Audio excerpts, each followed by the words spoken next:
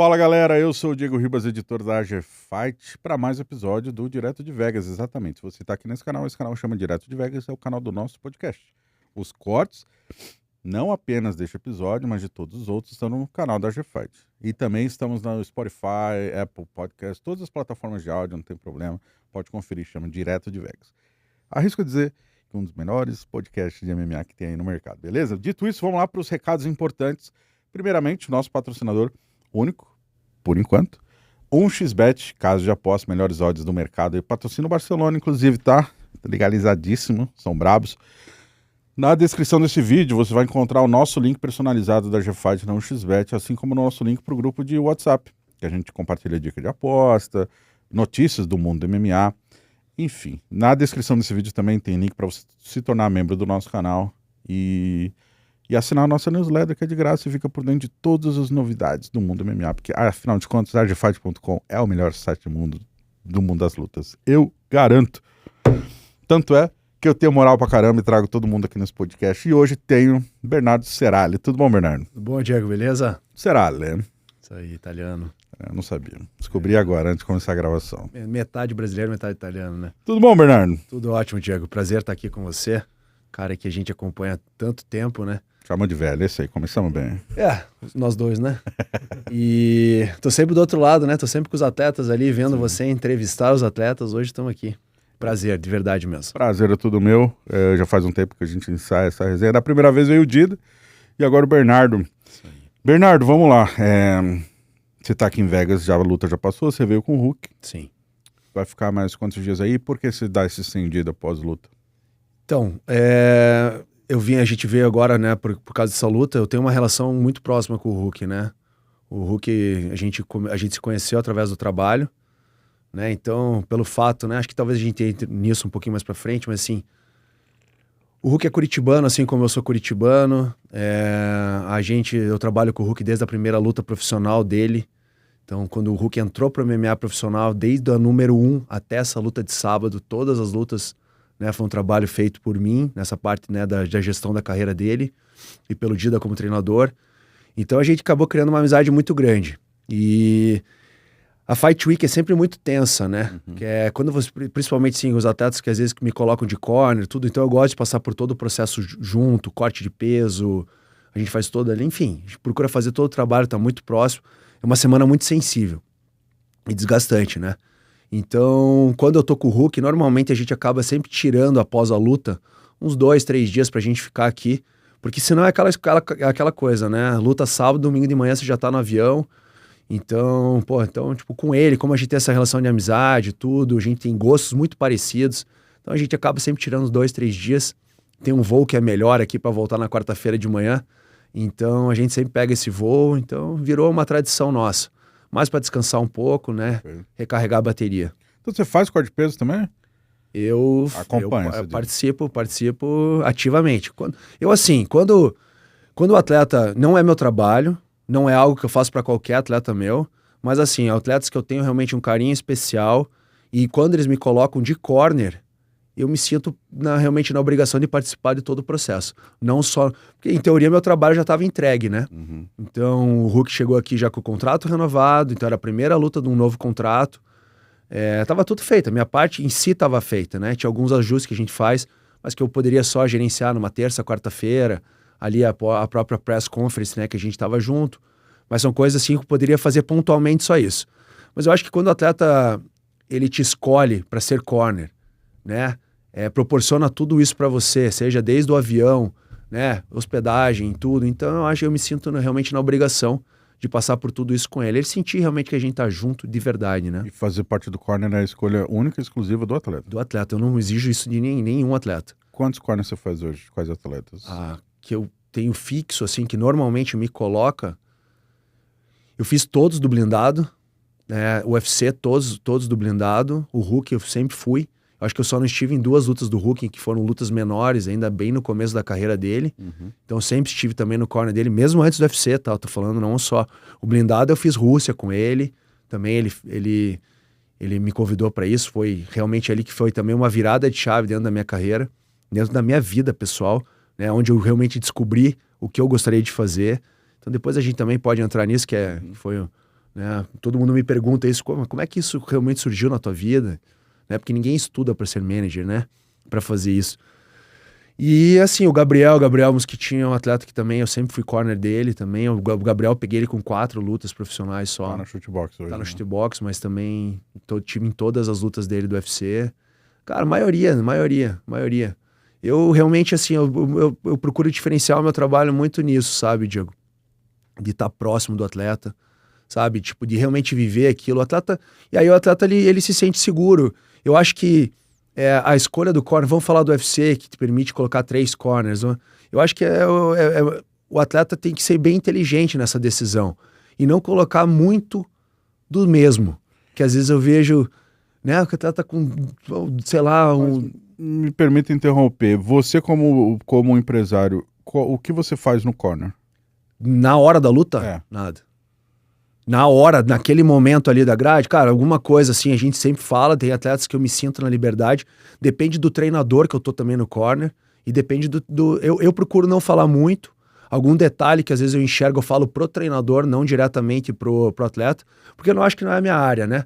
Cara, tenho minha graduação no Muay Thai, tenho minha graduação no Jiu-Jitsu, vivo da luta, vejo luta o dia inteiro, acho que posso dizer que entendo, mas não ao ponto de repente passar uma informação ali naquele mais momento. Alto nível do esporte. Mas eu acho assim, por exemplo, a luta, talvez naqueles 15 minutos não, mas até entrar no octógono tem várias coisas. Por exemplo, eu olho pro Hulk, eu sei se ele tá bem ou não, se tá acontecendo alguma coisa. Não, então, eu me refiro mais no corner, por ser corner. Não falo. Você segura o baldinho? Seguro, fico ali, eu não nem entro dentro do cage ali nos intervalos dos rounds, eu fico ali atrás. Eu acho que ali não é a minha hora, sabe? Então, mas aí, desculpa, é dúvida mesmo. Porque quando o atleta te escolhe, por que ele te escolhe, então? Pelo que a gente desenvolve durante a semana, pelo que a gente faz até aquela entrada. Mas até a entrada você poderia fazer mesmo sem estar no corner, não? Depende. Poderia entrar como tradutor, alguma coisa nesse sentido, um quarto corner, alguma coisa nesse sentido. Mas eu acho que é pelo tudo que a gente faz durante a semana. Por exemplo, com o Hulk eu treino junto com ele a semana inteira. Não, me refiro, durante a semana você poderia fazer sem estar sem dúvida. Mas enfim, é uma decisão. Eu acho interessante, que é a relação interpessoal, né? É uma relação realmente de time, de uma família. Eu acho que com os meus principais atletas aí eu procuro realmente... Não são todos que me permitem esse acesso, né? Tão grande, mas a maioria, quando me permite, realmente se sente seguro também. Com a minha presença, enfim. Então, claro, tem muita coisa que a gente discute de estratégia para uma luta, etc. Mas naqueles 15 minutos eu procuro ficar mais quieto. Como te disse, tem às vezes situações, já aconteceram várias situações de eu ver alguma coisa, passar pro treinador, o treinador colocar aquilo, né, durante a luta. Já aconteceu isso várias vezes. Mas eu procuro ficar quieto. Perfeito. Então, só para quem tá vendo, já deu pra perceber, você é um manager de atletas de MMA. Exatamente. Alguns deles no UFC, inclusive. Sim. Quantos atletas você tem hoje em dia? Cara, hoje eu devo ter sob contrato, em torno de uns 75 atletas. Jesus. Das mais variadas, né? Das mais variadas fases de carreira. Tá. Devo ter em torno de uns 10 atletas porque assim, o que hoje eu busco, né? Eu busco atletas que tenham... Porque assim, todo mundo que me procura hoje quer chegar no UFC.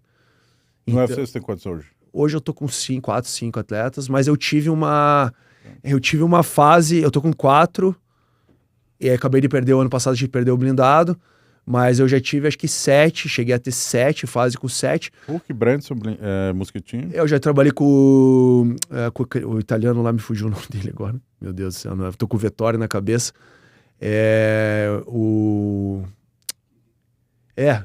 Como é que é? Bom, já me vem o nome dele, o Bebezão, já tive o Bebezão, Serginho, esse italiano. Pô, é mais ou menos isso. Já tive, acho que me vem de cabeça. Mas o que talvez prejudicou um pouco esses números foram os meus resultados de contender nos últimos 3 anos. Eu acho que eu perdi 9 lutas no contender. Caramba. Mas botou no contender. Sim, meu trabalho tá feito, né? Só que aí você bate na trave. Hoje a minha base de atletas, a maioria tá no Brasil. Vamos lá, Lucas Fenômeno. Hoje ativamente eu estou com o Lucas Fenômeno, Gabriel, Brandson e o Bruno. Entendeu? Hoje ativos, né? Então são os atletas que eu estou. Mas o que me quebrou foi isso, né? Eu vim, acho que das últimas 3 janelas do contender, eu bati praticamente todas na trave. Não é quebrar, né? Você tá botando os caras no contender. Mas é que essa pergunta dói, né? Quando você faz, o quanto eu sei, o quanto eu trabalho, o quanto é difícil você ter acesso aos matchmakers, ter acesso, né, a entrar como um manager que realmente ele respeita e considera. Você sabe o quão difícil é isso. Foram anos de trabalho.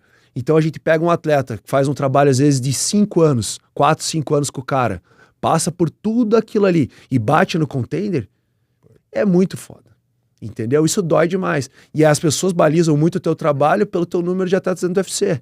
Mas assim, se você parar pra pensar, eu tenho hoje o atual campeão do Cage Warriors, o único brasileiro campeão do Cage Warriors é meu. E ele vai defender o cinturão agora, nesse sábado. O primeiro campeão brasileiro do Octagon foi meu também, o Kaique Brito.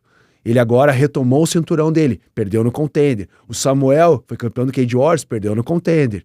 Então, assim, é um trabalho que volta. Eu acredito que o Kaique Brito entre esse ano, e eu acho que pelo tudo que ele fez no Octagon... Direto. Tá. Eu acho que o Kaique, é um cara que já provou pra todo mundo aí que realmente ele tem o perfil. Então, mas há quantos anos? Ele lutou em 2023, acho que 24 contender. Então, olha toda a volta que a gente tá tendo que dar novamente para voltar a se credenciar. Né? Então, assim, eu fiz campeão no Brave, eu tenho campeão, eu tô com o próximo title fight do Rising no Japão, é do meu atleta. Então, assim, eu tenho atletas nos maiores eventos do mundo, já tive o privilégio de tornar esses caras, vários deles campeões, e vários deles inéditos pro Brasil, títulos que nenhum outro brasileiro tinha. Então, eu digo assim, a gente se baliza muito pelo UFC, mas quando a gente olha num aspecto mais amplo, eu posso dizer que a minha agência hoje tem um grande sucesso mundial. Então você tem, tipo, 71 atletas que não estão no UFC. E a maioria deles está tentando chegar no UFC. Eu tenho, sei lá, uns 4, 5 atletas que estão migrando por exemplo, esse ano, começo desse ano, eu recebi uma ligação do Vanderlei Silva, que para mim isso tem um peso gigantesco. Ele me ligou, falou, Bernardo, ele é um cara que tem portas abertas onde ele vai, né? Tem acesso a todo mundo. Ele falou, eu quero que você cuide da carreira do meu filho. Do Thor? Do Thor. Então hoje oficialmente o Thor tá comigo. Então como o Thor, eu tenho mais uns 4 atletas com esse perfil. Eu tenho uma menina, eu tenho um paraguaio lá que é um fenômeno, mas que a gente tá fazendo todo um trabalho ainda de base, né? Para migrar agora esse ano, eles só vão ficar no amador esse ano. Então eu tenho atletas com esse perfil. Quando você fala 75, incluindo amadores. Só esses, eu tenho uns 4, 5. É muito raro eu pegar, mas precisam ser especiais. O Thor é especial pelo que ele representa, por quem é o pai dele. E eu tenho mais uns 3, 4, assim, que são realmente, assim, muito fora da curva em outras modalidades. Então, são atletas que a gente está fazendo um trabalho realmente de base, que eu quero fazer exatamente o que eu fiz com o Hulk. Aí, nesse cenário todo, desses 70, você tem diversas situações na carreira, como você mencionou, né? Então, o trabalho do manager é, entre aspas, fazer a carreira do atleta até ele chegar em eventos internacionais capazes de pagar a bolsa, que ele possa mudar a vida. Me corrija se eu estiver errado. A imensa maioria dos eventos não paga mesmo. A grande maioria, né? Quase todos. Quase todos. Então a gente vive, assim, o MMA é bem complicado, né? A gente vive um cenário nacional terrível, né? Com pouquíssimos eventos. Assim, eu admiro muito os donos de evento no Brasil. Eu acho que os caras têm uma coragem absurda, porque a maioria só toma prejuízo. Então o cara faz, às vezes, por muito amor, e enfim, tem vários exemplos. Mas o cenário nacional é terrível. Quando a gente começa a pensar no cenário internacional, aí o atleta quer ir para UFC. Aí fica naquela, vou para lá, arrisco, não arrisco, vou pegar uma luta que de repente paga uma grana maior, sabe? Saia dessa coisa, começa a receber em dólar. Então é um quebra-cabeça gigante. Então assim, a gente tem que conter essa ansiedade, mas a gente passa por um deserto muito longo. E a gente sabe que é a minoria que chega. Sem saber que vai dar certo, se vai dar certo. Mas assim, tem caminhos, né? Por exemplo, eu tenho bolsas super altas no Japão, Rússia. A gente tem um mercado que a gente tem bolsas realmente boas, né? Mas assim, o sonho de todos é o UFC, né? E para trabalhar em tantas frentes, eventos no Oriente Médio, nos Estados Unidos, no Japão e no Brasil, e fazer viagem, você viaja com os caras, faz sauna com alguns, enfim. Sim. Como é que você precisa de gente para te ajudar, imagina? Eu tenho 2 sócios, eu tenho a WM Sports, que é a minha agência, eu tenho 2 sócios, que são 2 pessoas assim, altamente capacitadas, né? Eles têm uma participação menor, mas tem uma participação da agência, e eles me ajudam toda nessa parte da gestão. Então o Bernardo é o motor, a cara, é tudo dentro da agência. Então eu faço toda a parte de captação de atletas, todo o trabalho de relacionamento com o atleta, treinador, etc. Faço toda a parte de linha de frente com os eventos, então matchmaker, dono de eventos, sempre sou eu que falo. Agora, a partir do momento, por exemplo, vou dar um exemplo, eu coloquei o Kaique Brito dentro do UFC. A hora que chegar o contrato, eu já saio de cena, eu já não vejo mais nada. Então aí entra todos os meus sócios que cuidam de toda essa parte operacional. Parte burocrática, de ler, Tudo, reler. eu não vejo mais nada disso. Mas negociar a bolsa é contigo. Sempre, tudo. A partir do momento que bateu o martelo, o atleta deu ok, o evento deu ok, luta tá confirmada ou existe um contrato com o evento, eu saio de cena, entra essas duas pessoas, o Rodrigo e o Renato, a gente se divide, tem as nossas divisões, eles entram e fazem toda essa parte operacional. Né? Então eu não toco nada, tá tudo acontecendo. Eu tenho 2 lutas agora do UFC em abril. Os e-mails só chegam para mim inicialmente, eu já direciono para eles e a partir disso eles tocam tudo. Né? Então eu aceitei a luta, por exemplo, o Brandon, veio uma luta pro Brandon. O Mickey mandou a possibilidade, a gente conversou, teve uma questão de data, etc. Opa, bateu um martelo, tudo certo, eu já saio de cena. Então, basicamente, o meu trabalho é esse. Então, eu investi muito durante esses anos nas viagens. Então, eu viajei para o mundo todo para quê? Para chegar lá, apertar a mão do cara, dar vida a um e-mail, né? Porque uma coisa é você trocar um e-mail com um matchmaker, com um dono de evento, outra coisa é você trocar um WhatsApp com o cara, mas outra coisa é quando o cara aperta a tua mão, olha na tua cara, vê que você é um cara, né? Enfim, você consegue transmitir muito mais. Então eu fiz questão de rodar o mundo todo, já estive em todas essas organizações para estar de frente com os donos de evento, com esses matchmakers, para tudo, né? Então foi um investimento que eu fiz em mim, né? Abri mão de muita coisa, deixei muita data importante para trás, deixei de estar com as pessoas que eu amava durante muito tempo para estar fazendo o meu trabalho, mas para conquistar tudo isso, para abrir todas essas portas para esses caras, né? Na hora de você, se alguém te perguntar para você definir a função de um manager hoje, é muito mais que responder e-mail, né? Eu já tive alguns managers aqui antes, já falamos sobre isso, mas eu queria ouvir a sua versão também. A função do manager hoje na carreira do atleta vai desde até onde? Então, quando eu comecei a forma que você trabalha. Sim, claro. quando eu comecei a trabalhar com isso, uma das coisas que me chamaram a atenção foi isso.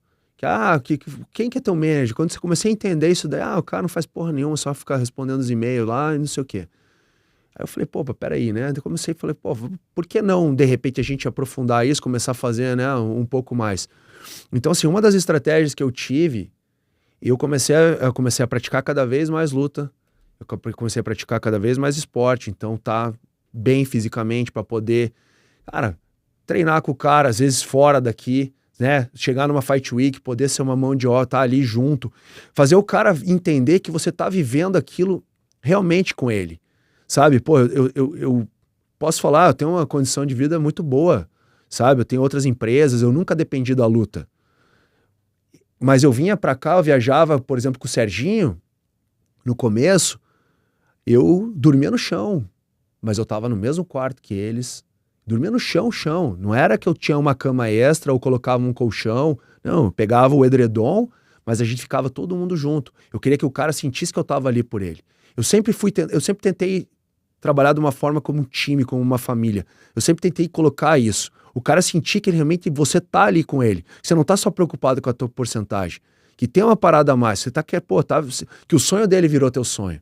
Então eu sempre tentei fazer de tudo pra isso. Às vezes eu chegava no aeroporto, os caras viam, eu chegava com um carro bacana e eu passava a Fight Week inteiro dormindo no chão e quietinho, cara. Sabe? Então assim, pra viver aquilo, a Fight Week, principalmente a semana da luta, é muito sensível, Diego. Uhum. Quando você vive ela, você entende. O atleta chora, o atleta tem vários picos de altos e baixos. Então assim, é muito sensível. Então quando o cara sente que aquelas pessoas, que aquelas 3 pessoas estão ali realmente de fato por ela, vivendo aquilo por ela, e que se tiver que pular dentro do ringue, essas pessoas estão ali, isso muda muito. Eu nunca perdi um atleta meu principal para nenhum outro empresário. Por quê? Por causa de contrato? Não. Certo. Essa é a relação interpessoal, mas eu falo relação profissional. Como você faz? Qual a sua função? Negociar a bolsa, captação de patrocínio? Eu não foco tanto nisso. Então vamos lá. Assim, claro que inicialmente o quê? O atleta chega para mim, a gente vai fazer um planejamento de carreira, eu vou ter se o cara mora em Curitiba, eu vou estar pessoalmente, ou se eu estou em São Paulo, às vezes eventualmente estou em São Paulo, você vai conversar com o atleta pessoalmente, mas vamos lá, bota uma videochamada, vai falar com o treinador. Tem vários atletas meus que eu nunca vi ele pessoalmente. Então você faz uma videochamada, entende muito do atleta. Normalmente o trabalho começa assim. Você entende da cabeça dele, quais são as ambições, o que ele enxerga, você vai colocar a tua realidade, porque às vezes a realidade do cara, o cara tá enxergando uma coisa que não é viável ou tá fora de um contexto. Então você coloca o cara dentro de uma realidade, alinha, faz o planejamento de carreira pro cara, que isso é uma das coisas que eu mais gosto de fazer. Então eu planejo como vou fazer, aonde que eu vou trabalhar com esse atleta. Então tudo é um passo a passo, depende do momento da carreira que esse cara me procura. Então o passo inicial é um planejamento de carreira e executando isso. O atleta dando resultado, a gente vai buscando cada vez mais, abrindo outras portas, fazendo o atleta crescer. Então planejamento, gerar oportunidades, né? E eu procuro me fazer presente, estando conversando, seja através do Instagram, seja através de mensagem, seja através de uma videochamada. Então, se fazer presente dentro da vida do atleta. Eu não foco tanto em patrocínio, não é uma coisa que às vezes as pessoas me procuram, você vai me ajudar com patrocínio, ou você investe nos seus atletas. Eu não boto dinheiro em atleta e normalmente eu não corro atrás de patrocínio. Tá? O meu trabalho é fazer o cara ganhar dinheiro. Eu vou construir a tua carreira para você chegar no teu objetivo. Então não me peça dinheiro, eu sempre deixo isso muito claro, eu não sou investidor de atleta, eu coloco o meu tempo, o meu trabalho, né? Então basicamente é isso. E normalmente a gente trabalha, eu falo mais às vezes com os treinadores do que com o atleta. Tem atleta que te permite, que às vezes você tem uma afinidade natural, então o cara começa a se sentir mais à vontade com você, começa a te mandar mensagem, então você começa a já criar um vínculo, mas normalmente eu toco tudo com o treinador. Né? Então tem várias equipes no Brasil que eu me sinto realmente com portas abertas. Então a gente cria isso, vem uma oportunidade, eu vou falando com o treinador, gerou uma oportunidade, a gente chega, chama o atleta, tem isso, e aí é a decisão final do atleta, né? Certo. Mas o meu trabalho, inicialmente eu sempre jogo as oportunidades pro treinador antes do atleta, né? Entendi. E você mencionou que tem sócio, né? Então, parte burocrática, tirar visto ou Eu não me incomodo com nada. aplicar para green card, tipo de coisa, tirar social, você não faz. Nada, entendeu? Por exemplo, o Brandson, falando dele, o Lucas vão lutar agora, chegou todos os e-mails dos vistos. Eu só olho, eu acompanho o que está acontecendo, mas eu não faço efetivamente nada. Nem seus sócios. Eles fazem. É com eles. Tudo com eles. Mas é com a sua dos empresa. meus sócios, eu tenho um sócio hoje que só faz UFC. Entendeu? Chegou os cards do Hulk. O top cards para assinar. Meu né? sócio já entra, cuida de tudo. Entendeu? Restituição, a gente faz toda a parte de restituição. Declaração. Tudo. A gente, claro, a gente dá o caminho. Né? Por exemplo, o cara, como é que você falando de declaração de imposto de renda, a gente dá o caminho, mas daí é com o atleta, né? Aí é a decisão dele. Mas a gente procura sempre dar por exemplo, o blindado. Ele ia comprar um fogão, ele me ligava antes. Então, assim, são coisas que o atleta se sente à vontade. Bernardo, especialista em fogão. Posso gastar? Você acha que eu devo gastar? Tô com tanto na conta. Cara, só vou lutar tal dia. Claro que isso numa fase mais inicial da carreira dele. Mas era assim. Vou comprar um carro, você acha que eu compro? Tá aqui, eu tenho tanto, tal. A gente procura passar um pouco da minha experiência, que é fora disso, nessa questão de finanças, para os caras, né? Muitos deles não têm informação nenhuma nisso, né? Então, eu acho importante. Então, por isso que eu vou bater de novo nessa questão interpessoal. Ela é fundamental para todo o resto. Parte de treino, você se envolve quando o atleta quer... Só se ele me perguntar. Tá, por exemplo, assim, vai chegar um atleta, o cara treina lá numa cidade do interior do Mato Grosso. Não tem a estrutura. Ele vai falar, Bernardo, mas é um talento, por algum motivo ele me chamou a atenção. Vai chegar um determinado momento que você sabe que aquilo vai ficar pequeno para ele, que ele vai ter que buscar. Bernardo, eu vou para qual equipe? Tem as equipes que eu vou indicar. São equipes onde eu sei que o treinador é competente, que o cara vai fazer um trabalho e, naturalmente, são onde eu também tenho portas abertas, né? Onde eu me sinto à vontade. Mas eu trabalho, o Dida é um deles, o Diego é um deles, entendeu? Então tem vários. O Mestre Revira em São Paulo, que fez toda a carreira do Poitin. Eu tô com 3 atletas dele com potencial gigantesco pro contender esse ano. E vai me surpreender muito se os 3 não pegarem.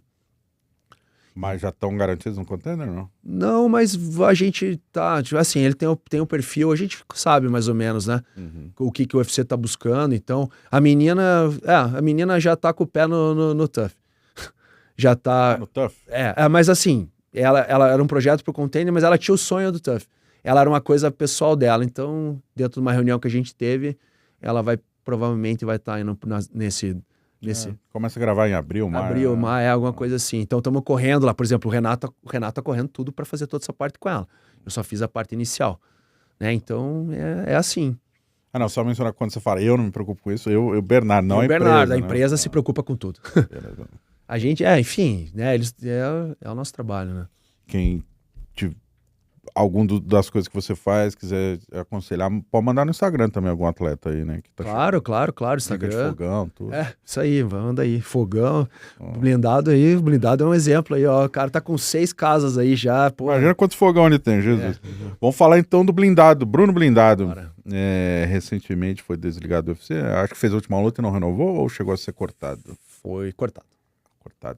Ele Sequência. tinha uma ainda. Tá, fez uma sequência ruim ali no final da carreira, algumas derrotas. Sim. Performance de fato ruim, abaixo do que ele já havia... Mas com uma boa explicação.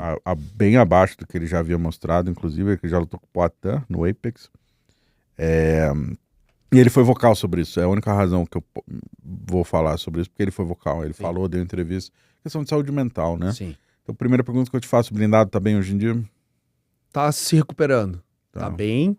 Vai ser pai de novo agora, mais uma menina. Aí. A gente conversa. Eu procurei dar para ele um tempo, porque naturalmente a minha imagem também estava muito vinculada a essa pressão que ele passou, né?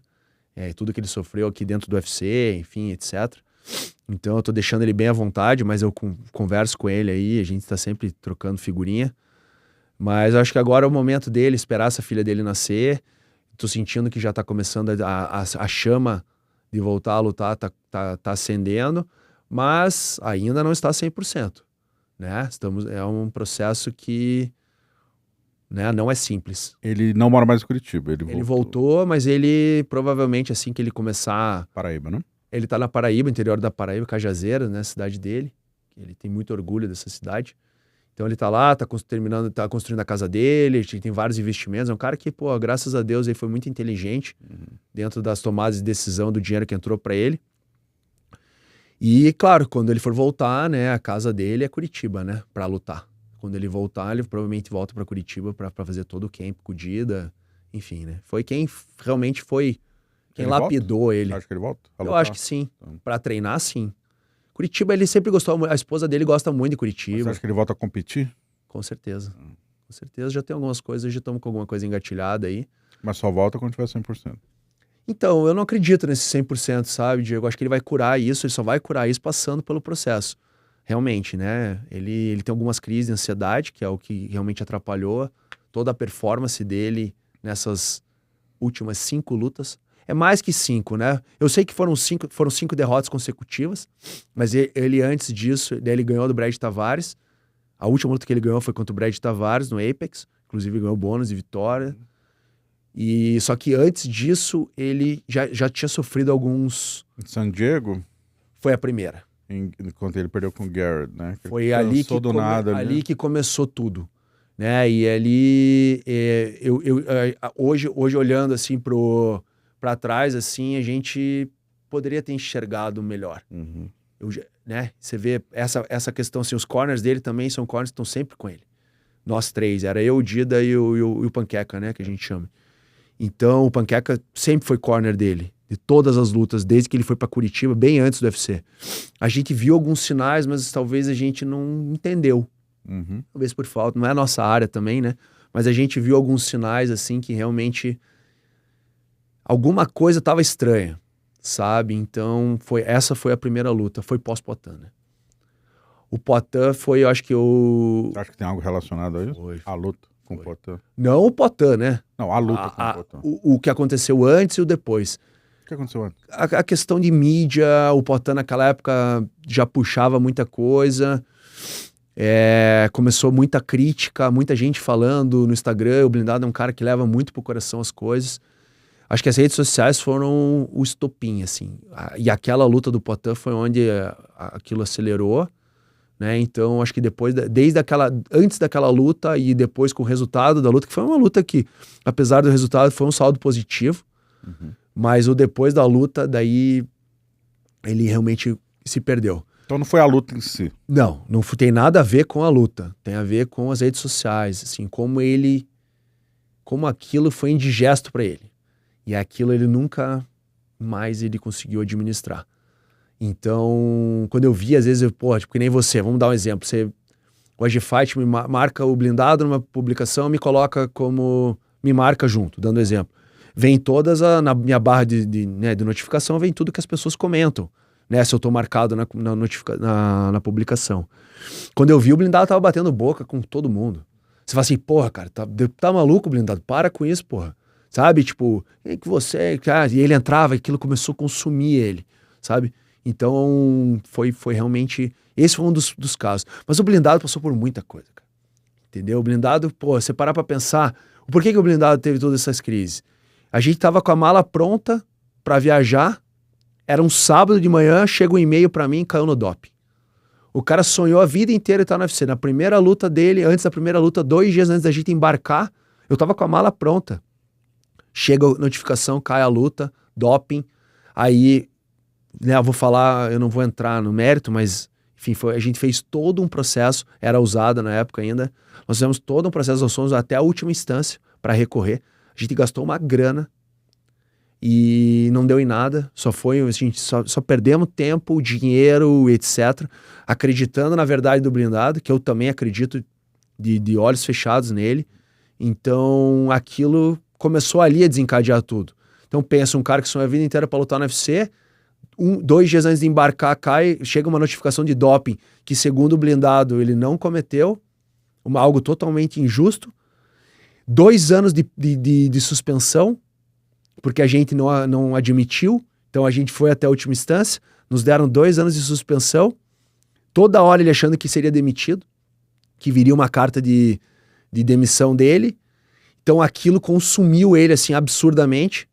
Aí veio a estreia, depois de 2 anos ele estreou, aí teve as 3 primeiras vitórias, começou com 3 vitórias, 2 bônus da noite, aí veio a luta do Poatan, e aí de novo, aí veio toda essa carga de novo de pressão, aí passou mais um tempo, teve mais um doping, que também foi comprovado que não foi, que foi uma contaminação cruzada. Uhum. Então assim, cara, na cabeça de um cara desse, meu, é muito difícil você não entrar em parafuso. Esse né? doping foi absolvido, não foi? Absolvido.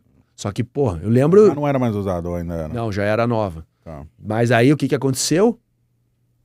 Tô eu, deitado em casa, uma sexta-feira à noite, abro meu celular, meu e-mail, uma notificação de doping. Eu falei, cara, quem que caiu? Aí, blindado. Aí eu falei, cara, não acredito. Ali, eu falei, cara, acabou a carreira dele, cara. Acabou a carreira dele. Aí vai lá, tá, tenta entender, eu lembro de ligar pra ele, porque a gente é assim, né, o meu trabalho é foda, porque eu dou a notícia boa, mas eu também sou o que dou as notícias ruins, chega pra mim. Uhum. Então, eu lembro exatamente esse dia, era uma sexta-feira à noite, eu liguei pra ele e falei, cara, tem uma parada pra te falar. O que foi, cara? Tô aqui jantando com a minha mãe dele, tava em Curitiba passeando, tinha ido visitar ele, tava ele, a mãe dele, a mãe dele, a esposa e a filha. Eles tinham ido num restaurante, cara, eu liguei pra ele, ele se ajoelhou no chão e começou a chorar.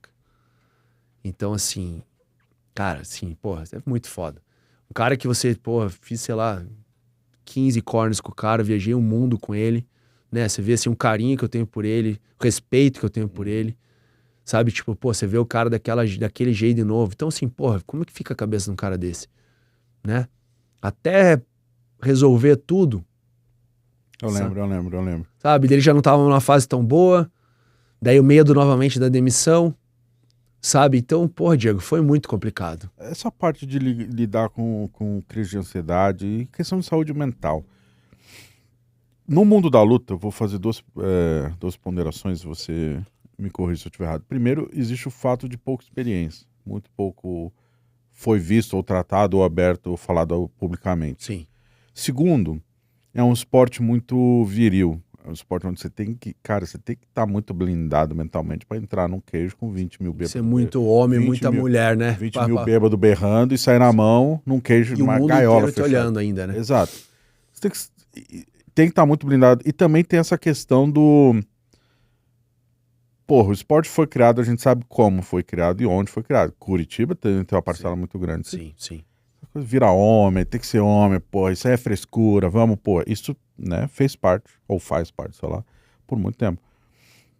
Então talvez exista até um receio do lutador de assumir para encarar esse problema, né? Sim, Pode ser, sabe? Eu acreditava muito nisso, sabe, Diego, que tinha essa questão. Não tô nem falando do blindado. Não, tô falando no geral, assim, mas eu acho que esse medo que a gente pensa, claro, eu acho que eles têm mais o medo da decepção, de não fazer uma performance boa, de não apresentar o que eles são, do que propriamente se machucar. Sabe, se você começar a conversar com atletas, eles não têm tanto o medo do machucar. Eles têm o medo da decepção, de não oferecer ou de não entregar o que realmente eles são. Sabe? Quando a gente pensa pessoas normais, porque eu falo que eu tenho um respeito gigantesco por atleta de MMA, porque não é para qualquer um, é o que você acabou de falar, não é para qualquer um entrar dentro de um cage. Então assim, uma mulher que tem essa coragem, tem o meu respeito, e só que a gente pensa como nós, né? Como você, homem, eu, homem. Assim, tá louco, isso aí não é pra mim. Isso tem que ser coisa de maluco, mas eu acho que eles não têm essa questão. Acho que o se machucar é o de menos. Eles têm a questão mais isso daí, dessa questão de decepcionar, de tudo, sabe? Eu, pelo menos pela experiência que eu tenho, pelo que eu converso muito com atletas, claro que o medo tem. Todo mundo tem. O medo é normal. Deve ficar mais difícil fazer o diagnóstico num cenário como esse. Com certeza. Isso sem dúvida. Né? Então, assim, é complicado. Aí, pô, você pega assim o caso do blindado. Vamos voltar de novo. Ele teve uma filha. Eu senti que ele amoleceu depois de ter a filha. Da Laurinha ou... Da Laura. Eu senti. É algo que, assim, cara, o Dida fala muito isso. E eu concordo. Sabe? Então, assim, pô, de repente aí pega nessa questão. Pô, tem uma filha, o amor. Porque quem é pai sabe o amor que tem por um filho. Então, se Deus o livre, aconteceu uma coisa comigo. Acho que daí começa a entrar uma outra parada. Né? Tem uma questão também de muito atleta, daí já tira o blindado, mas tem muito atleta que assim, porra, essa questão de, pra conseguir uma grana, conseguir muito mais dinheiro que eu imaginava, e se acomoda, né? Aí o cara fala, pô, chega, por que eu vou ficar passando por isso? Já fui muito mais longe do que eu imaginava, do que eu achava. Onde dormir, hoje tem uma casa, tem um tá bom, entendeu? Só que isso é uma coisa que eu também trabalho nos meus atletas. Porque assim, se o atleta é muito simples, cara, às vezes pouco já é muito. Só que, pô, às vezes o cara tem um potencial gigante. Aí você sente o cara, pô, desacelerando. Você fala, não, opa, peraí. Então hoje é um trabalho que eu também já faço. O Hulk é um cara que eu fiz muito isso. Muito isso. Sabe? Tipo, de mostrar as coisas. Falar assim, cara, olha tudo que você pode conquistar. Sabe? Mostrar as coisas boas. Mas assim, claro, com responsabilidade, com tudo. Mas assim, pô, olha o que o teu trabalho pode te levar. Olha onde você pode chegar. Olha o que você pode ter. Sabe? Ter uma casa, um carro, tá bom, mas, pô, você pode, de repente, ter uma casa na praia, você tem outras coisas, você pode ter um carro um pouco melhor, você pode um dia ter uma casa num condomínio com piscina, com não sei o quê. Então, assim, você tem que levar para esses caras uma realidade que tá muito próxima deles, cara. Se você pegar, vamos falar o Jean, cara, o Jean eu gosto dele, cara, pô, a gente tava no PI esses dias. Jean Silva? Vamos dar um exemplo, cara, o Jean tava fudido lá em Floripa, cara. Eu fui para São Paulo antes do Contender, fui visitar a Fight Night, que nem tinha estourado, nada, mais pra uma relação minha com o Pablo, tem atletas lá dentro e tal. Tinha ido lá, o Jean tava lá, cara, ia lutar o Contender. Estou falando o quê? De 3 anos? Menos 3 anos. Cara, então assim, é tudo muito rápido. Só que o cara também tem que querer, o cara tem que abraçar. Pô, todas as conquistas, tá tudo aqui, cara. Tem que puxar pra você. Entendeu? Se o cara não tem essa visão, qualquer coisa é muito. Sabe? Então, e tudo é muito rápido, cara. Sabe? Do mesmo tempo que eles sofrem anos pra chegar num lugar, a coisa vira. O Ruf tava na mesma situação, tava lá batendo manopla, não tinha onde cair morto, vai lutar na Casa Branca. Pô, tipo assim, cara... Diego Lopes também. Que o Diego Lopes também chegou ali, cacão na graça já desde o início, mas, pô, tá aí, já duas lutas pelo cinturão, vai lutar na Casa Branca, sabe? Então, assim, em quantos anos? É muito pouco, né? Quando você olha essa janela de dinheiro, estoura muito rápido. E se o cara não tiver essa ambição positiva... Cara, às vezes quebra ali.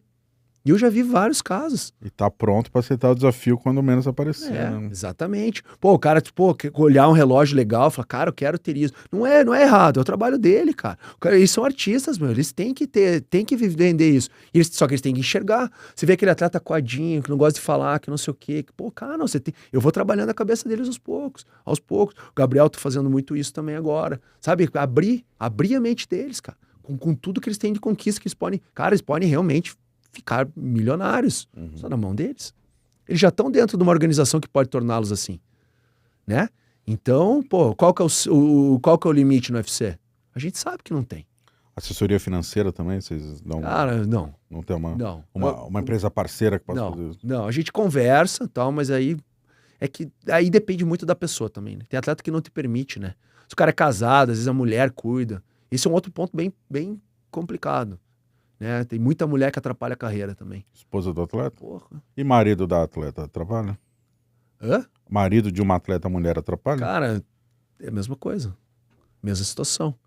Não é pelo gênero, né? É pela realmente assim, o quanto o atleta, aonde que esse atleta coloca essa pessoa, né? Eu já vi muito caso, já vi muito atleta meu perder a carreira por causa de mulher.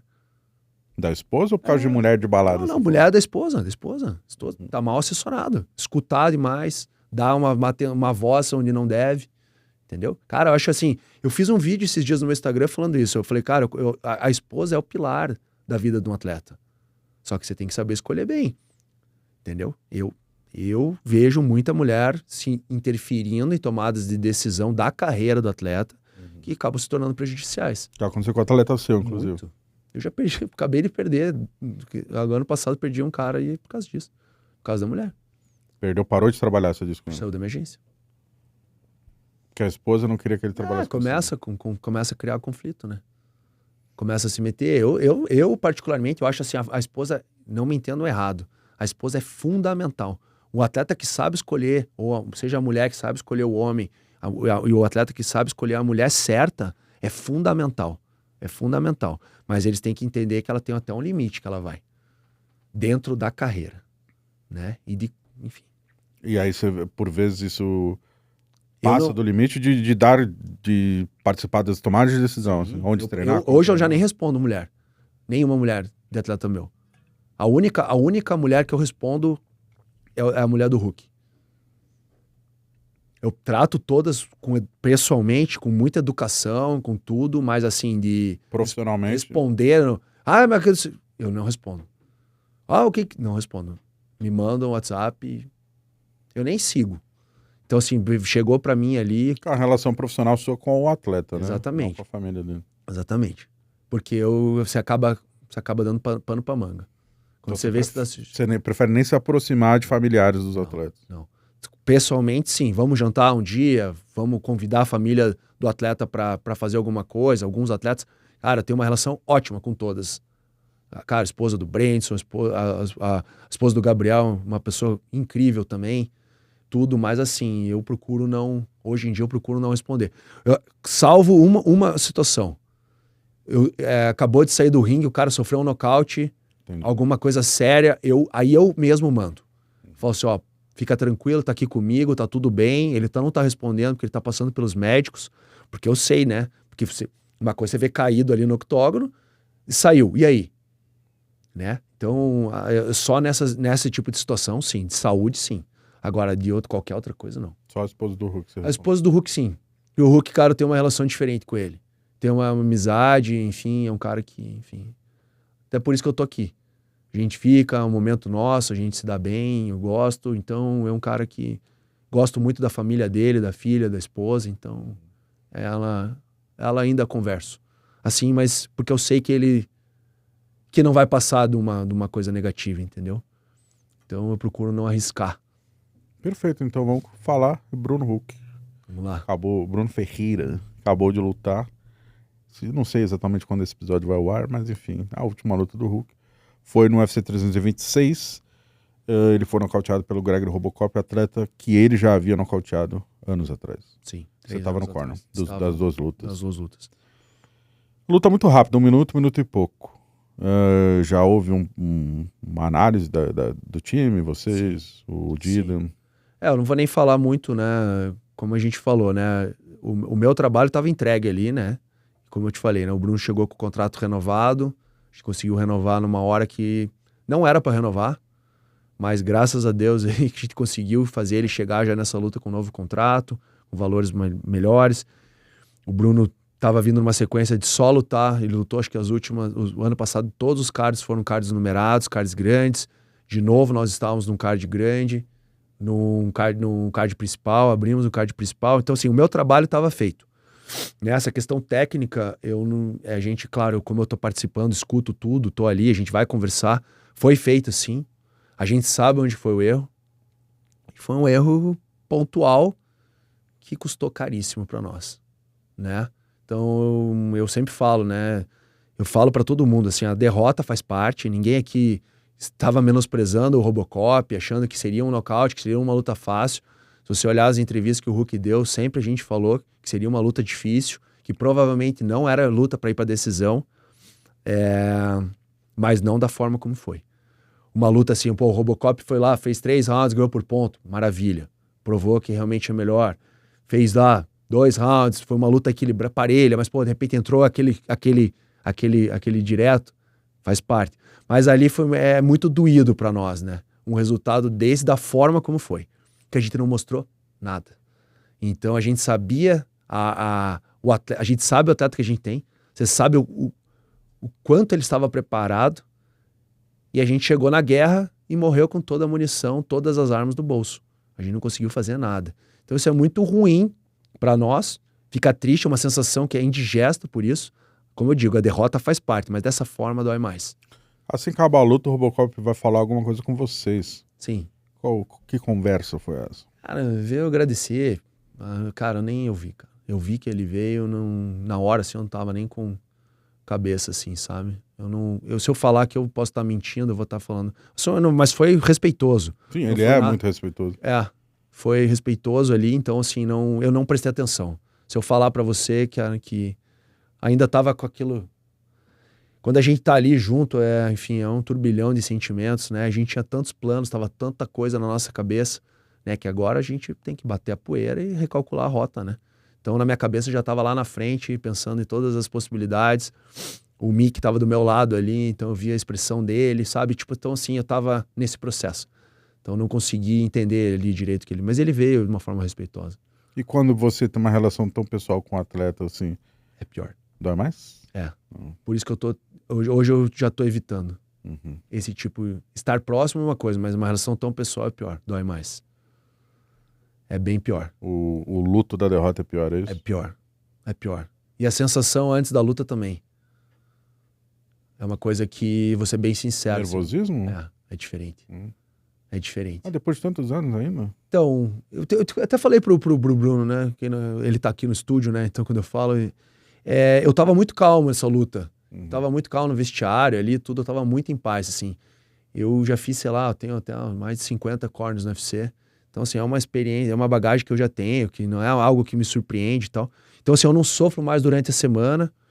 Mas ali, na hora, quando é alguém que você gosta, que daí você tem o apego do cuidado, né, cara? De que você não quer que se machuque, passa tanta coisa, é uma coisa diferente, uma sensação diferente.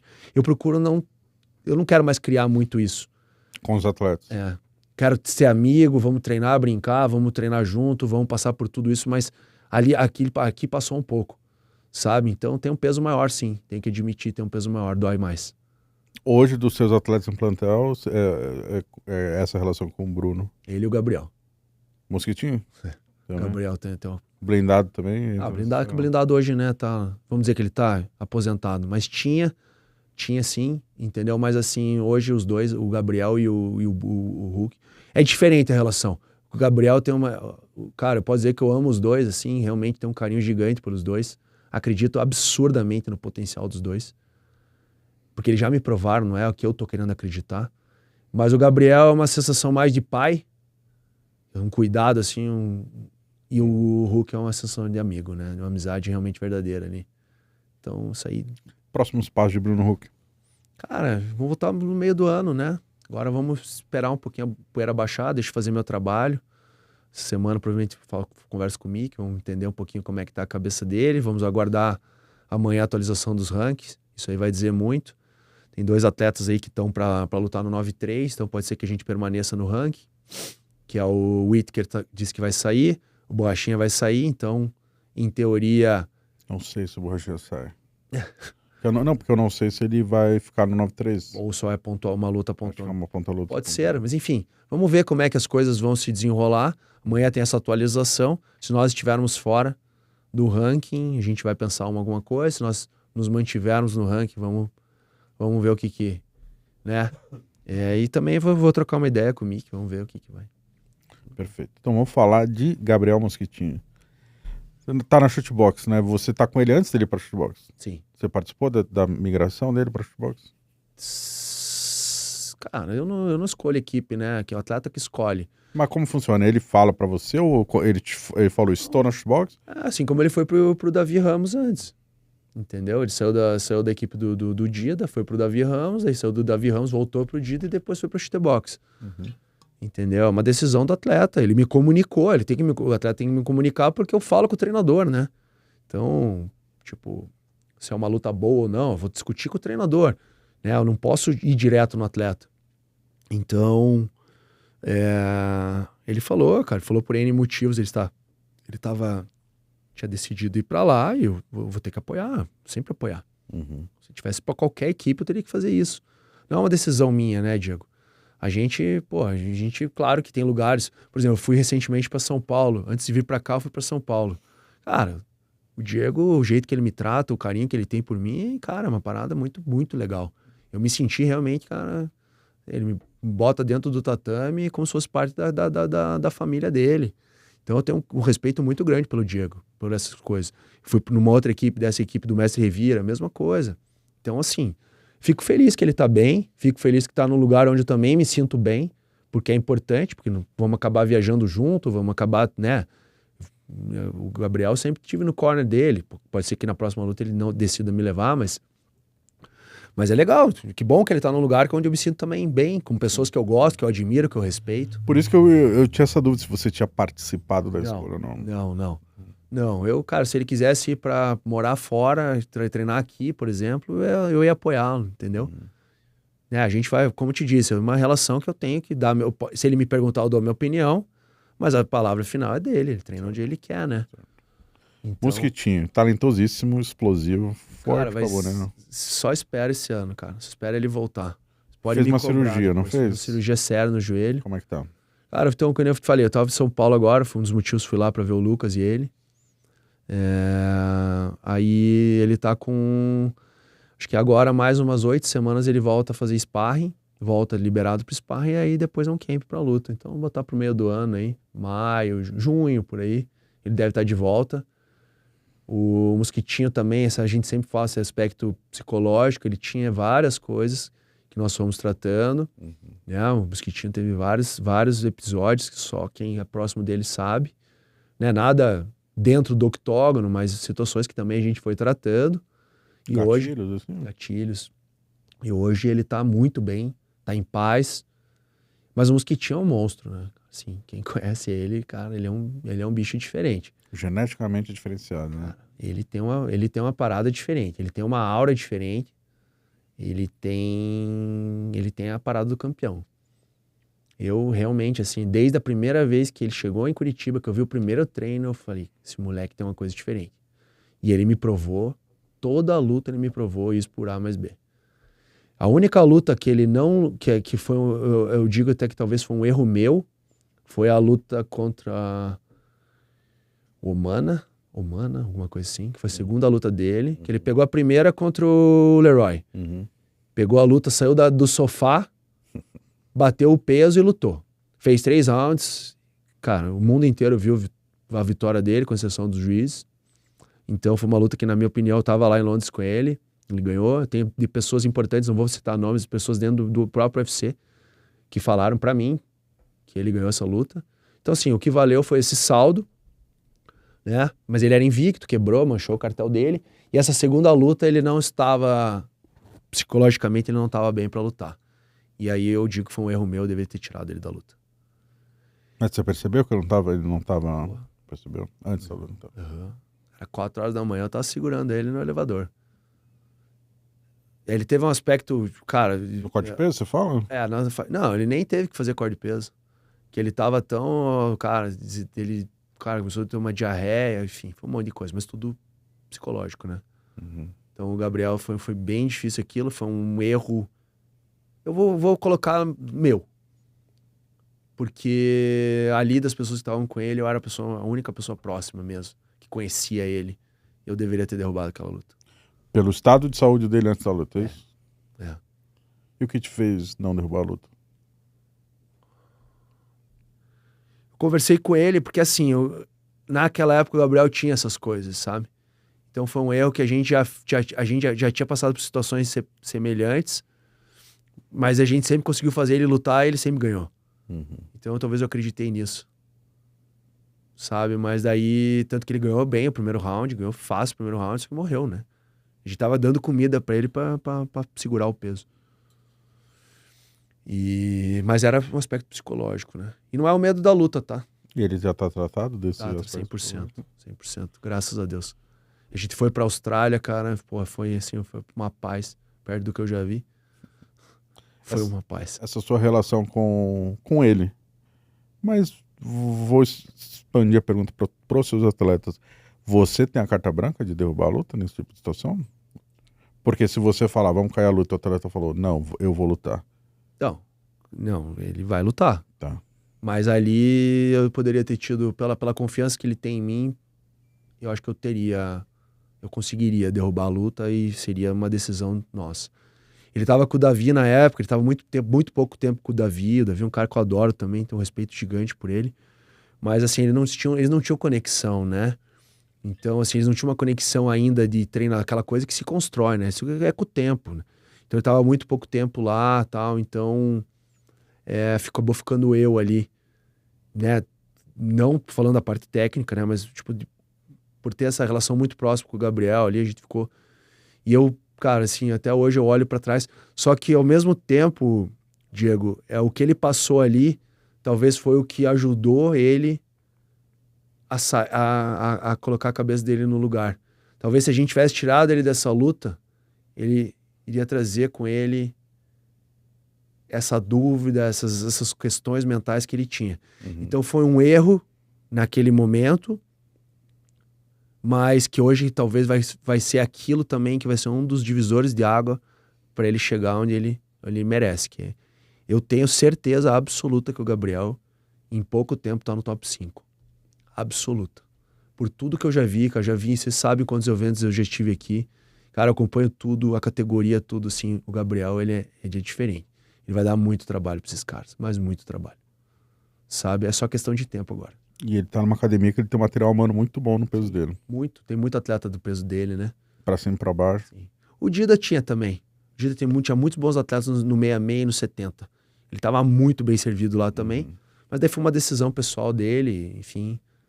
Decisão, inclusive, com a esposa, etc. Por vários motivos. Eles optaram em ir pra São Paulo. Tá em excelentes mãos. Mas não é do caso da esposa que Não. Ela, eu já disse, ela é uma menina muito especial. Ele tá com uma... Ele tem esse pilar dentro da casa dele. Mas pode me cobrar. A gente vai estar junto aqui. Eu sei que você tá sempre nas coberturas aí. Você vai ver que o Gabriel, em um ano aí, ele vai estar... Um ano do retorno dele, né, agora. Precisa de 3 lutinhas aí, em 3 lutas ele já faz um barulho. Cara, vocês vão ver. Ele é diferente. Ele tá no segundo contrato? Conseguimos renovar, tá com contrato até, conseguimos uma coisa boa, mostra que realmente o UFC e o matchmaker enxerga ele de uma forma positiva. Então foi uma grande surpresa, até briguei por esse contrato aí, bati o pé e deu certo. Até o Diego ficou surpreso, falou, porra... E então foi muito legal, ele vai iniciar um novo contrato. Mas a gente lutou na Austrália, vindo de 2-1, negativo, 1-2, e na casa do cara e tentei renovar antes. Sem renovação, o cara quase morri. Então, parece que o UFC não tá renovando antes da última mais, né? Quase, renovou com o Hulk, né? Ou não? Mas ele tá estendendo. O Hulk tinha um contrato de 4 lutas. Tinha feito 2, a gente conseguiu renovar. Cara, é muito pessoal. Diego, aí é da... Mas aumentou muito, diminuiu muito a renovação antes do final do contrato. Pode ser. Porque tem muito atleta. Mas a gente tem que ver a questão do momento, né? Claro. É o momento. Eu acho que aí que tá o empresário tá ligado, né? Saber fazer esse jogo. E aí a parte de pedir aumento é você que faz? Sim. E quase sempre você pede 10 e o cara oferece 5 pra chegar no meio termo ali, né? Os caras não são fáceis, né? Já chegou você pedir 10 e o cara dá 10? Já. 10 é o valor ilustrativo. Sim, já. Daí me arrependi. Falei, porra, por que eu não pedi um pouquinho mais? Já aconteceu. E assim, foi tipo tão rápido que eu falei, não, porra, eu não acredito que o cara aceitou direto. O Hulk tá puto achando que ele perdeu dinheiro. Não, o Hulk eu pedi e a gente teve que chegar no equilíbrio. O Hulk eu dei uma peladinha, mas uma vez a do blindado, o último contrato do blindado, eu bati lá em cima e ficou. Mas foi a circunstância.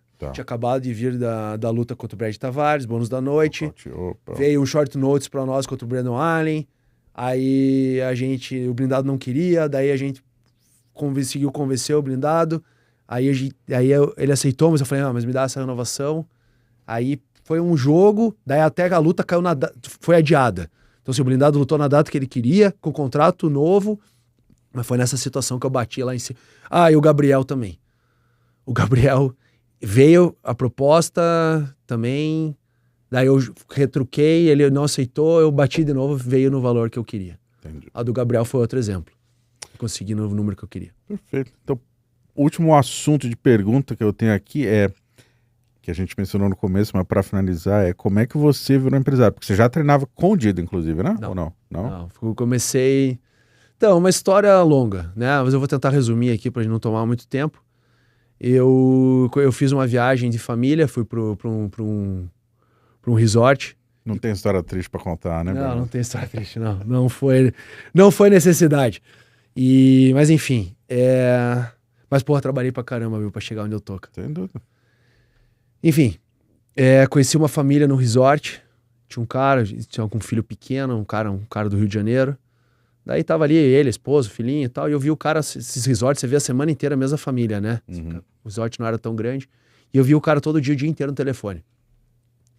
Aí chegou lá no quarto, quinto dia de viagem lá, eu falei, porra, cara. Daí o cara já tava meio amigo da minha família ali e tal, não sei o quê. Aí eu falei, pô, deixa eu te perguntar um negócio, pô, você tá aqui na Bahia, cara. Pô, num resort e tal, né, com a tua família, e você não sai do telefone, cara. Aí ele falou, pô, cara, eu sou empresário jogador de futebol.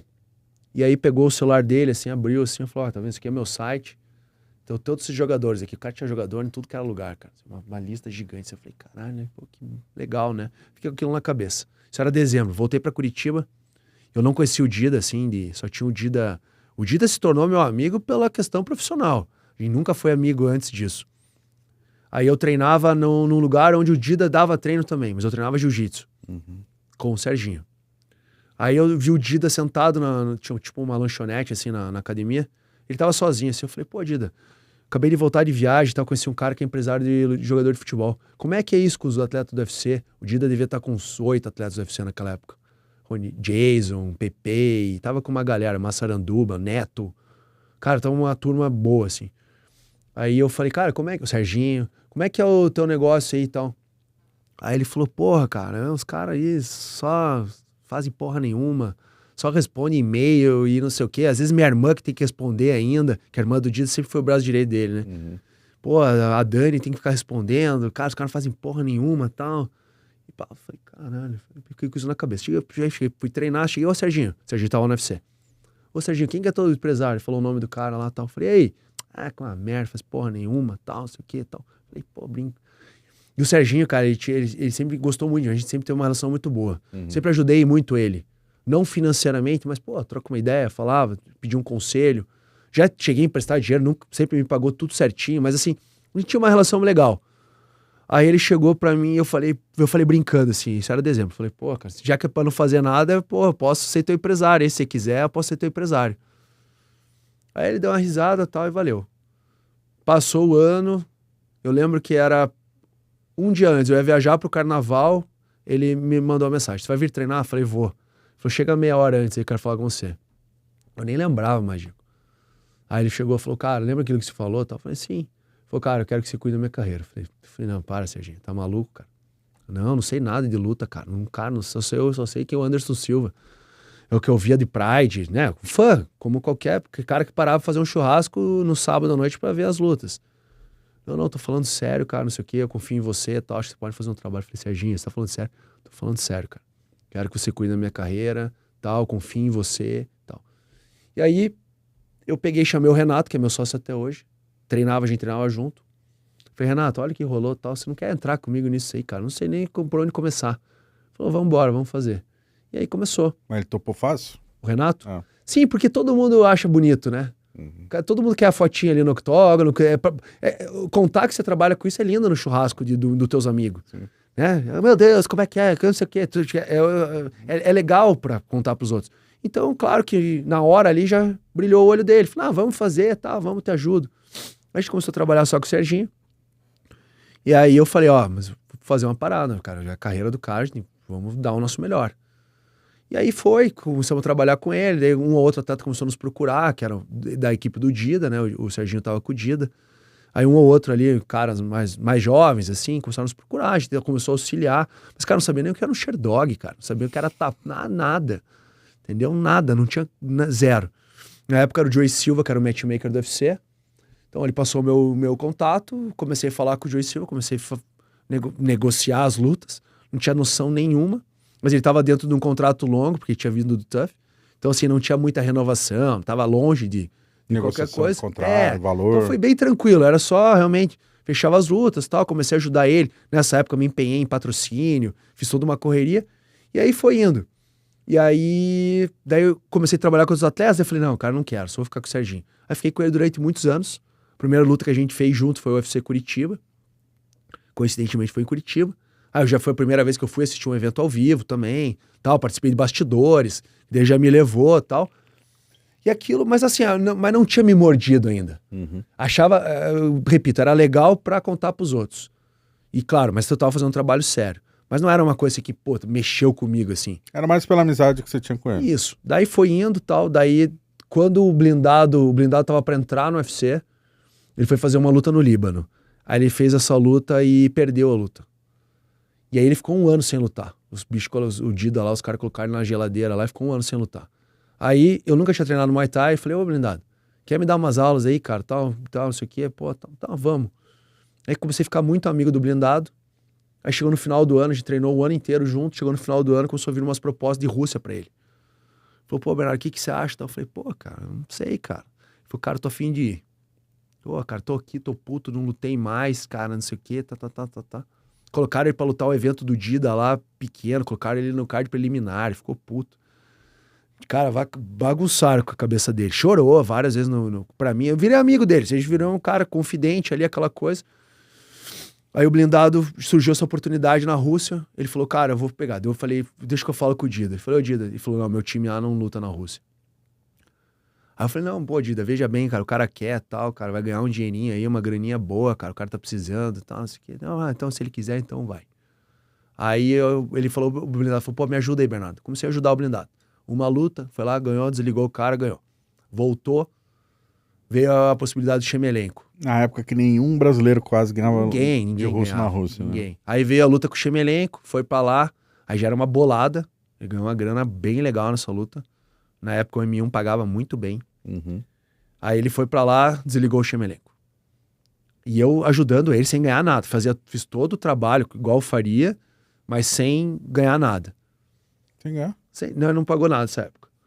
Aí chegou a terceira luta que daí ele faria lá, que seria lutar pelo cinturão do M1. Aí veio a possibilidade, ajudei, não sei o que. Ele falou, cara, quero que você vá comigo pra Rússia. E eu vou te dar uma parte da porcentagem, eu vou pagar pra você. Aí eu consegui negociar, coloquei o Panqueca, que é o corner dele, consegui colocar o Panqueca no mesmo card. Aí fomos nós 4, eu, o Dida, o blindado e o Panqueca. Os dois lutaram, o Panqueca ganhou. Aí o Panqueca veio, voltou, entrou como corner nosso, a gente fez o corner dele, ele foi campeão. Aí esse dia, Diego, dentro do ringue, era um ringue, o M1 era um ringue. A hora que baixou a poeira, assim, tal, não sei o que, eu olhei para aquilo, já tava meio vazio, assim, era um lugar gigante, assim, tipo umas 20 mil pessoas, bem grande. Eu olhei para tudo aqui, assim, eu lembro de encostar na corda, assim, nas cordas, assim, aí comecei a chorar, assim. Cara, eu falei, cara, é isso, cara. Aí eu voltei para Curitiba, daí montei a agência. Aí eu falei, eu vou profissionalizar esse negócio. Aí eu também já tava conhecendo muito do mercado, eu já tava analisando, eu falei, cara, o MMA vai explodir. Essa parada tá engatinhando ainda. Aí foi a visão que eu tinha das minhas outras coisas, né? Visão de empreendedorismo, visão de negócio mesmo. Falei, cara, isso aqui vai explodir, cara. O blindado foi seu segundo atleta? Em teoria, sim. Serginho primeiro? Em teoria, sim. Aí a gente voltou, daí consegui colocar o blindado no UFC. Daí deu um tempo, a gente conseguiu colocar ele no Isso faz muito pouco tempo. Faz pouco? E agora você tem 75 atletas. 75. Quase morro. A maioria deles, eles vão atrás de você, imagina. Hoje sim, né? Instagram e tal. Hoje sim, o treinador, né? Você vai criando a relação com os caras aí, daí os treinadores começam a te jogar. O cara já conhece o perfil que você gosta, né? Então, tipo, mais ou menos isso. Aí eu tenho, claro, dentro dá uma variada, assim, dentro de categoria de peso, né? Pra não sobrecarregar nenhuma.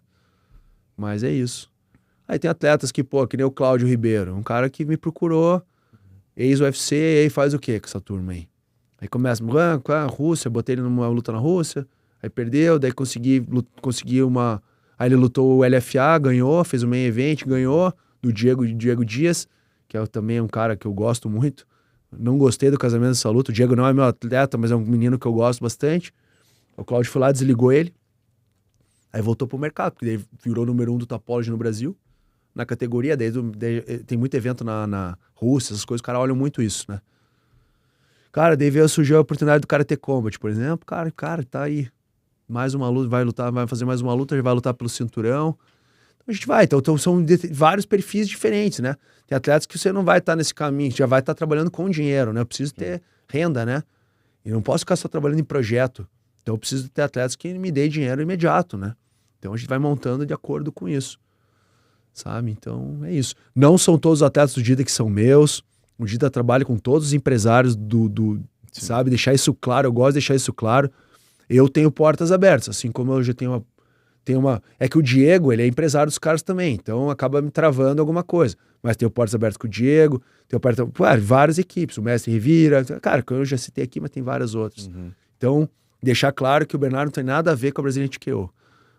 Simplesmente é um lugar onde realmente eu me sinto em casa. Até pelo fato de você fazer corner dos atletas, é muito difícil não associar a sua figura com o Dida, né? Todo mundo, mas tipo assim, o Dida se tornou um grande amigo, um cara que, pô, eu devo muito ao Dida.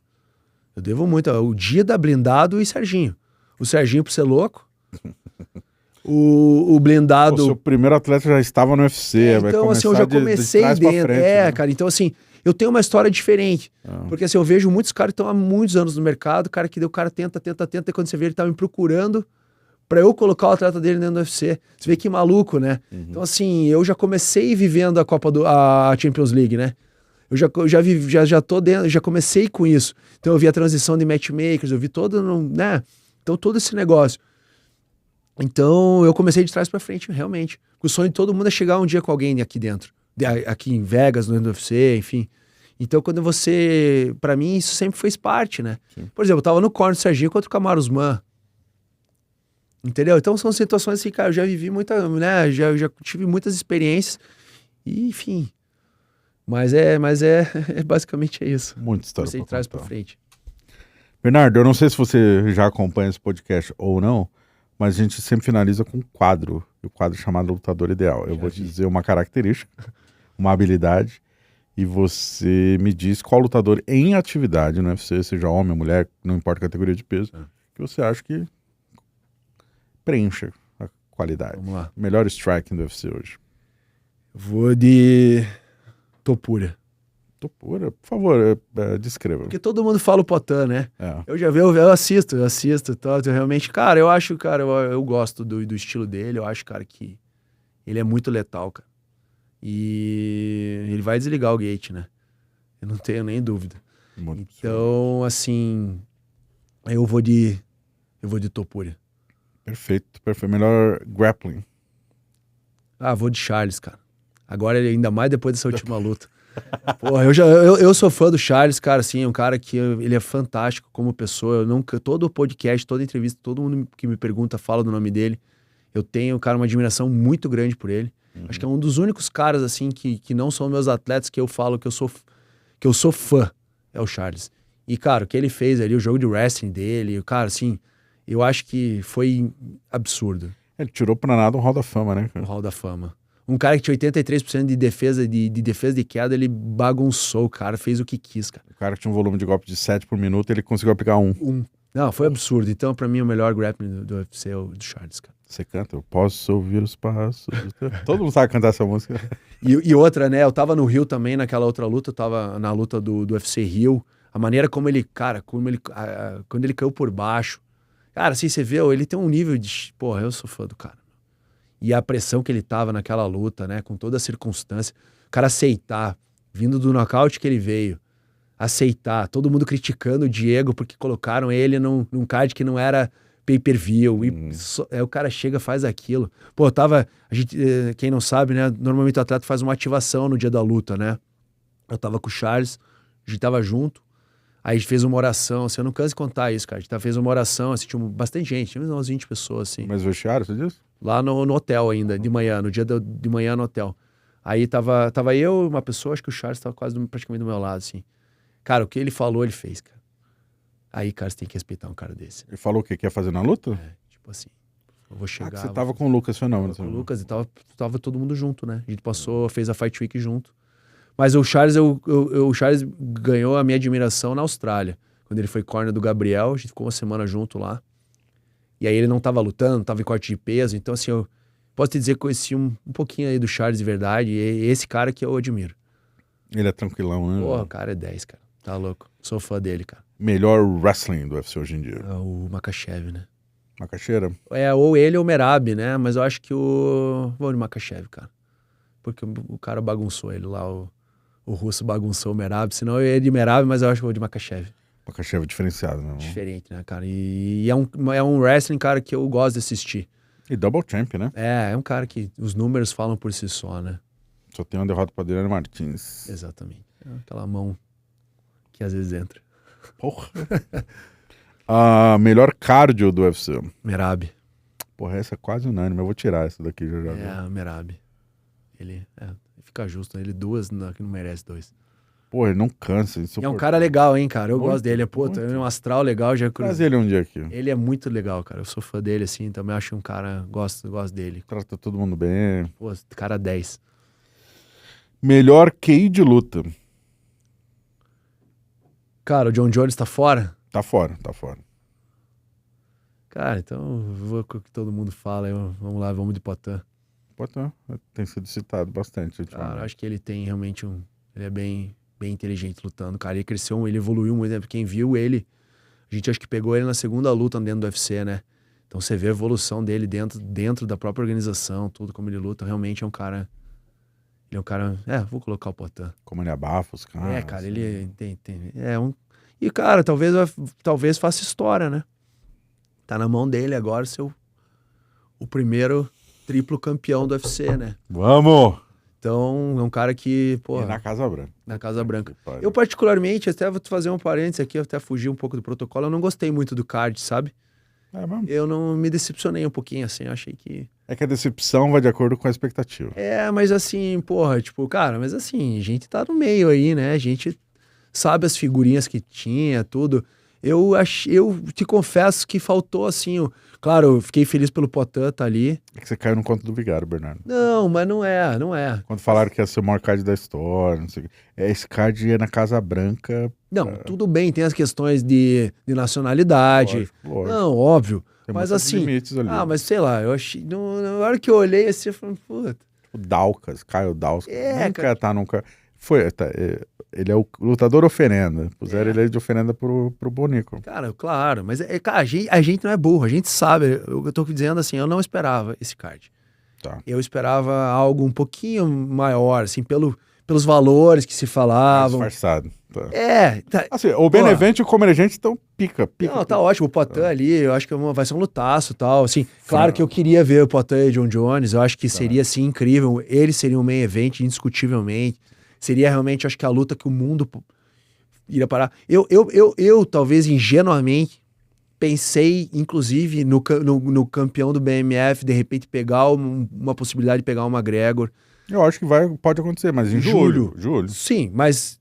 Como tinha a Casa Branca antes, eu tava com aquela coisa assim, falar, pô, por que não? Eu acho que o Charles vai pegar o Conor, se o Conor voltar. Tomara. E eu acho que é que o Conor vende muito ingresso e a Casa Branca vai ter 4 mil ingressos só. Pode ser.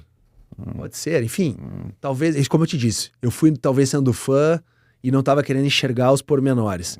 Né? Então eu tava esperando alguma coisa maior, assim. Eu achei porque eu tava na press conference e o Dana White falou, eu vou falar depois do evento. Sim. Você tava lá, você fez a pergunta, inclusive, para nós ali, tudo. Então, assim, quando eu achei que ia fazer isso, eu achei que eles iam fazer alguma coisa relacionada à luta. Por isso que ele tava aquela coisa pós-evento, mas eles fizeram no intervalo, né? Sim. E acho que foi. Eu já tava no hotel quando eles fizeram, nem tava Foi assistindo. logo depois da segunda luta do principal, porque... Foi depois da nossa luta.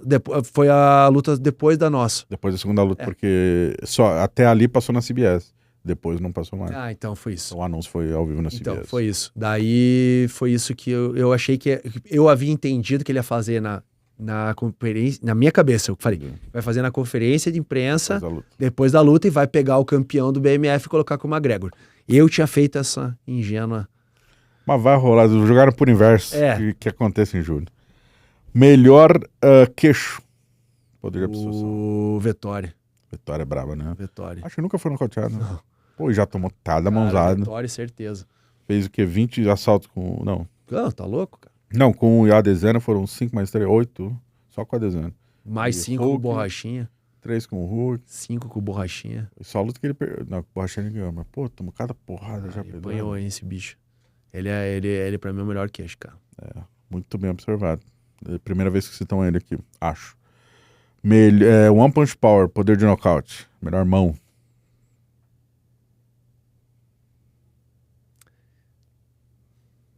Cara... Eu gosto muito do Topuria, cara. Eu acho que ele é ele, cara. Eu acho que é ele, cara. Assim, até pelo tamanho, né? Cara, ele é pequeno, cara. Ele é pequeno. Eu achava ele pequeno pro 66. Daí... Ele é do tamanho de João Silva, cara. Enfim. Ele é pequeno. Ele nocauteou em linha. Holloway, Volkanovski e o Charles. Puta não, que tá louco, pariu. cara. Então, assim, não tem como não falar, né? Ele é muito preciso. Ele tem um poder na mão ali muito forte. O Poatan, todo mundo fala muito do Poatan, mas eu vou de Topuria de novo. É por isso que no começo eu falo, não importa a categoria de peso. Sim, sim. Pra finalizar... Qual que é a última? Não. Ah, o Trash Talk. Melhor Trash Talk. Ó, ele acompanha, ele acompanha. Melhor Trash Talking. A galera tem falado muito do Jean, né? O Hulk mandou um trash talkzinho ali na coletiva que eu vi, hein? Cara, assim, eu acho que o Jean pode ser o Jean, cara. Não sei, cara. Até já vim preparado, sabe? Tô brincando, mas assim... Hoje em atividade, cara. Cara, sabe quem que eu acho? Eu vou te falar, eu vou mudar. Eu vou no Caio, cara. Eu acho o Caio inteligente. Borralho? O Caio Borralho, cara. Eu achei ele inteligente, ele não vai numa linha... cara, agressiva, só que ele cutuca os caras de uma forma inteligente, cara. Eu respeito muito o Caio por causa disso, assim. Eu acho ele muito inteligente, sabe? Então eu acho que o trash talk não é só xingar ou falar bobagem, entendeu? Eu acho que é você saber entrar na mente do cara. E eu acho que o Caio consegue fazer isso, cara. Gostei. Eu vou de Caio Borralho por causa disso. E ele vai de acordo com o que o cara oferece também. Exato, cara. E eu acho que ele é muito cirúrgico nas colocações dele. É um cara inteligente, eu acho que eu vou nele, cara. Se o cara rebate, ele rebate. Senão, ele vai...